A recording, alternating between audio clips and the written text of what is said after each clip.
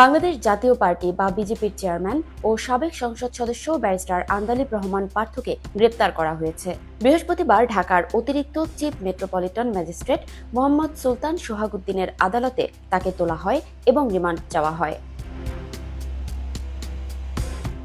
Remand শুনানি চলাকালীন আন্দালিব রহমান পার্থ বলেন, আলহামদুলিল্লাহ, রাজনৈতিক জীবনে অল্প সময়ে আল্লাহর রহমতে অনেক মানুষের বিশ্বাসের জায়গায় যেতে পেরেছি।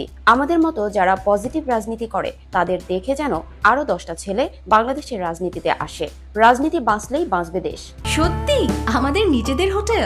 হ্যাঁ, ইডেন বে আমাদের নিজেদের হোটেল। Any time check in, any time check out. Eden Bay, a concern of Bhaiya Hotels. সুষ্ঠু রাজনীতি থাকলেও দেশ বাঁচবে। রাতারাতি কোনো কিছু পরিবর্তন হয় না, সবকিছু আল্লাহ তাআলার হাতে। তিনিই সবচেয়ে বড় বিচারক। এদিন সেতু ভবনে হামলা ও অগ্নিসংযোগের ঘটনায় বনানী থানার মামলায় আন্দালিব রহমান পার্থ ও ব্যবসায়ী রেজাউল হাসনাত ডেভিডকে আদালতে হাজির করা হয়। এ সময় ডিবি পুলিশের ক্যান্টনমেন্ট জোনাল টিমের পরিদর্শক আবু সাইদ মিয়া তাদের 10 দিনের রিমান্ড চেয়ে আবেদন করে। এরপর তাদের আইনজীবী রিমান্ড বাতিল ও জামিন চেয়ে আবেদন করেন। শুনানি শেষে আদালত তাদের 5 দিনের রিমান্ড মঞ্জুর করেন।